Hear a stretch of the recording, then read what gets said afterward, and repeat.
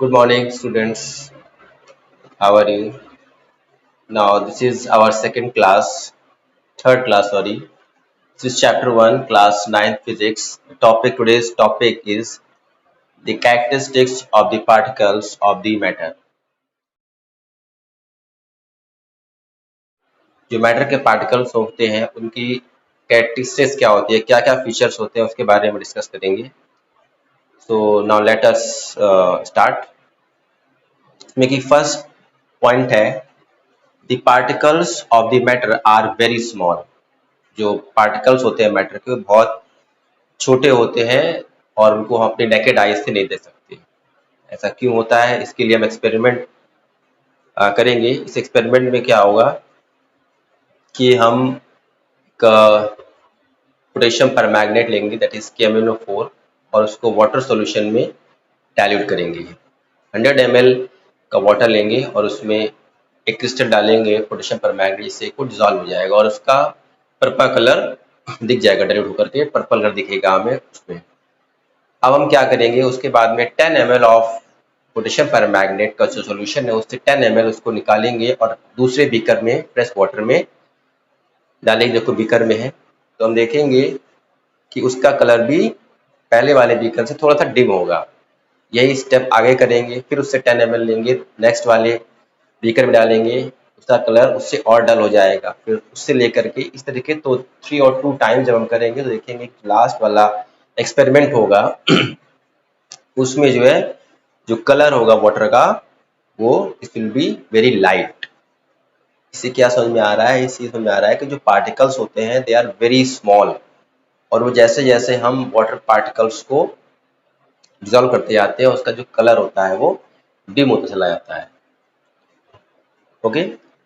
उसके बाद में जो सेकंड टॉपिक है, सेकंड कैरेक्टरिस्टिक है किसी पार्टिकल्स की, the particles of matter has space between them. उसके बीच का जो पार्टिकल्स होता है, मेटल्स के मैटर के जो पार्टिकल्स होते हैं उनके बीच में कुछ स्पेस होता है, स्पेसेस बिटवीन देम. उसको हम किस तरीके से समझ सकते हैं. Let us take a solution of water and sugar and salt solution. Sugar and water solution इसमें करेंगे हम. तो हम एक पानी लेंगे बीकर में और उसको पानी लेकर के उसमें सॉल्ट शुगर मिलाएंगे और उसमें मिलाते चले जाएंगे. और अगर हमने 100 ml का वाटर लिया है तो वो जब हमने उसको डाइल्यूट किया, तो जब पूरा पूरा डाइल्यूट हो जाएगा वाटर, तो हम देखेंगे जो वॉल्यूम है वाटर का दैट विल रिमेन सेम. वो वॉल्यूम हमेशा सेम रहेगा. इसका मतलब ये है कि जो वाटर के पार्टिकल्स थे और जो शुगर के पार्टिकल्स थे वो दोनों आपस में मिक्स हो चुके हैं. और क्योंकि वॉल्यूम चेंज नहीं हुआ, इसका मतलब कि जो कुछ ऐसी स्पेस थी, खाली स्पेस थी पार्टिकल्स के बीच में, जिसमें कि शुगर के पार्टिकल्स ऑटोमेटिकली फिल हो चुके हैं. तो इससे समझ में आया कि जो मैटर है it has a space between them, जिसमें कि शुगर के मॉलिक्यूल्स जाकर के अटैच कर देते, अच्छे से उसमें मिक्स हो चुके हैं. So this experiment shows that the particles of matter has space between them. उसके बाद जो थर्ड टॉपिक है that is the particles of matter are constantly moving.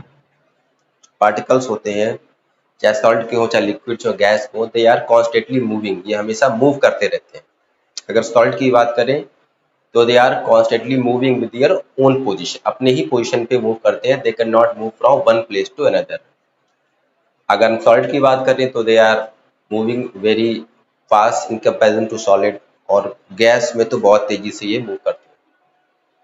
तो we can understand this point by an experiment. Let us take an incense stick. अगरबत्ती की हम एक stick लेते हैं और उसको लाते हैं, और हम देखते हैं कि जैसे उसको लाते हैं तो उसकी महक पूरे रूम में फैल जाती है. ऐसा क्यों होता है? Because these are the vapour, these are the gases. Gases के जो मॉलिक्यूल्स होते हैं बहुत तेजी से स्प्रेड होते हैं, तो बहुत तेजी से मूव करते हैं. दैट्स वाई अगर एक कोने में हम अगरबत्ती लाएंगे तो हमें पूरे कमरे बहुत तेजी से, बहुत जल्दी से, रैपिडली हमें उसकी खुशबू लग जाएगी मतलब कि इसके जो मॉलिक्यूल्स होते हैं बहुत तेजी से स्प्रेड होते हैं, very rapidly, they very fast. इस एक्सपेरिमेंट समझ सकते हैं कि जो मैटर के मॉलिक्यूल्स होते हैं they are very always in constant motion, always in constant moving. Now the fourth point is the particles of matter attract each other.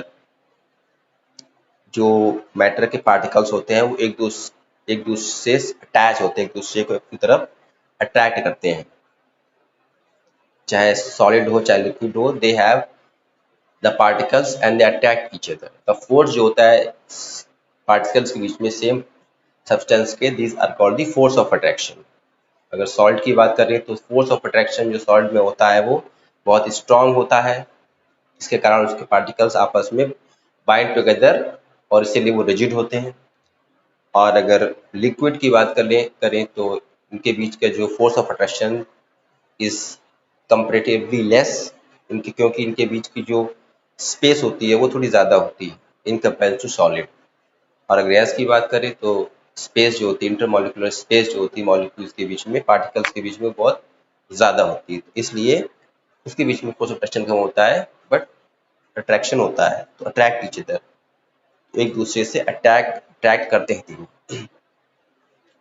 अब नेक्स्ट जो टॉपिक है इस सेशन का वो है द स्टेट्स ऑफ मैटर। जो भी मैटर होता है तो उसके कितने स्टेट्स होते हैं, कितनी अवस्थाएं होती हैं। As we know that everything that is found in around the world, around the environment is found in three states basically. First one is solid, second one is liquid and third one is gas. तीन अवस्थाओं में मिलता है। Solid की बात करें तो solid rigid होता है, इनकम्प्रेसिबल होता है, आसानी से इसकी shape, size, volume they are fix. Incompressible होता है, रिजिड होता है और इसका मेल्टिंग पॉइंट, बॉइलिंग पॉइंट ये बहुत हाई होता है, ठीक है। और आसानी से ये ब्रेक नहीं होता है, अपनी स्टेट्स को रिमेन स्थिर रखता है। इसी तरह अगर हम लिक्विड की बात करें तो लिक्विड का वॉल्यूम तो फिक्स है, उसकी शेप, साइज फिक्स नहीं है। They obtain the shape of the container, जिस भी कंटेनर में डालेंगे हम वो उसी की शेप लेगा। लेट अस सपोज अगर हम उसको ग्लास में डालेंगे तो ग्लास की शेप ले लेगा, अगर इसको हम किसी कटोरे में डाल लेंगे तो it will take the shape of a bowl, अगर किसी गगरी में किसी और पिक्चर में डाल लेंगे तो उसका शेप वो ले लेगा। और दूसरी प्रॉपर्टीज की बात करें तो लिक्विड हैज कंप्रेसिबल, इसको हम कंप्रेस कर सकते हैं, और it is not more rigid in comparison to solid, it has low melting and boiling point. अगर वाटर की बात करें तो वाटर हैज़ 100 डिग्री टेम्परेचर पे ये बॉयल होता है और फ्रीजिंग पॉइंट 2 डिग्री पर फ्रीज होता है, और ये कंप्रेसिबिलिटी ज़्यादा होती है और ये फ्लो कर सकता है। Now let us take the example of gas. अगर हम गैस की बात करें तो गैस के जो मॉलिक्यूल्स होते हैं बहुत दूर दूर होते हैं और वो आसानी से फ्लो कर सकते हैं। इनके बीच का इंटरमॉलिक्यूलर स्पेस के मॉलिक्यूलर स्पेस बहुत ज़्यादा होता है, बहुत ज़्यादा कंप्रेसिबल होते हैं, and it has no fix shape and size, no volume. Okay, so we can understand the configuration of molecules in solid, liquid and gas. तो हम तीनों स्टेट्स की मॉलिक्यूल्स के अरेंजमेंट को इस डायग्राम समझ सकते हैं। आप देख सकते हैं कि इसके जो मॉलिक्यूल्स हैं दे आर क्लोजली पैक्ड, इनके बीच जो स्पेस है वो बिल्कुल ना के बराबर है, ठीक है। और नेक्स्ट जो गैसेस है तो गैस फॉर्म में आप देख सकते हैं यहाँ पे कि ये जो अरेंजमेंट है यहाँ पर स्पेस इन कंपेयर सॉलिड थोड़े से ज़्यादा है, मॉलिक्यूल्स के बीच में स्पेस थोड़ी सी है यहाँ पर कि मॉलिक्यूल्स मूव कर सकते हैं। और अगर हम गैस की बात करें तो गैसेस में जो स्पेस होता है मॉलिक्यूल्स के बीच में बहुत ज़्यादा होता है, they are much farther from each other, इसलिए ये कंप्रेसिबल होते हैं, ये फ्रीली एटमॉस्फेयर में मूव करते हैं। तो इस तरीके से हमने पढ़ा आज की कैरेक्टरिस्टिक क्या होती है पार्टिकल्स की, सॉलिड, लिक्विड, गैसेस की प्रॉपर्टीज क्या होती हैं और किस तरीके से ये बिहेव करते हैं. So today's this is all about the session.